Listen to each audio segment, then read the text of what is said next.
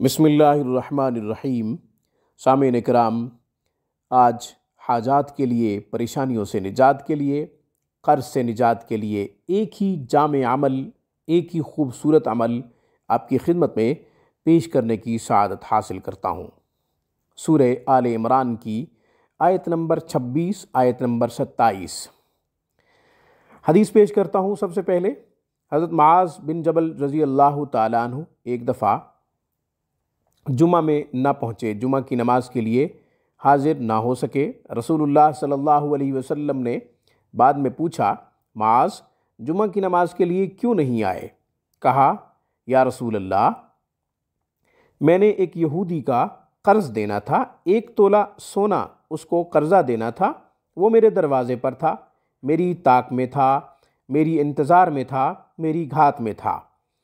मैं बाहर ना निकला इस गर्ज से कि वो आपके पास आने से मुझे मना कर देगा, रोक लेगा। आप अलैहिस्सलातु वस्सलाम ने इरशाद फरमाया, क्या आप चाहते हैं कि आपके कर्ज़े की अदायगी की सबील पैदा हो? हज़रत मुआज़ ने कहा, या रसूल अल्लाह, हाँ चाहता हूँ, कर्ज़ अदा हो जाए।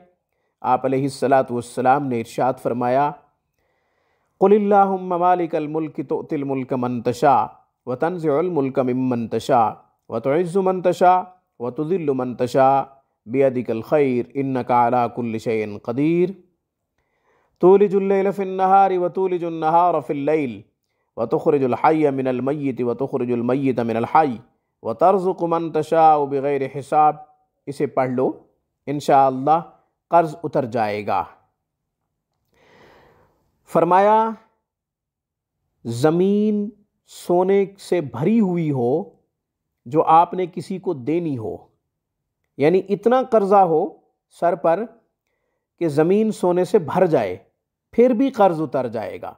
सुभान अल्लाह, ज़मीन सोने से भरी हुई हो और वो आपके ऊपर कर्ज की सूरत में बोझ हो, इंशाअल्लाह वो बोझ भी सर से उतर जाएगा।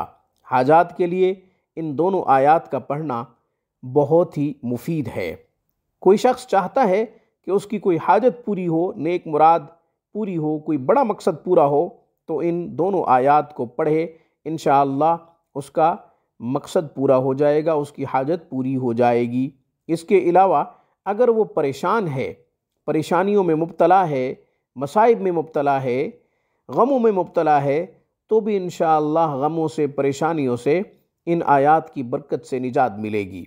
आज की इस खूबसूरत वीडियो में बस इतना ही। रूहानी परवाज़ को सब्सक्राइब कीजिए। हमारी तमाम वीडियोज़ की अपडेट हासिल करने के लिए घंटी के बटन को दबा दीजिए। अस्सलामु अलैकुम वरहमतुल्लाहि वबरकातुहू।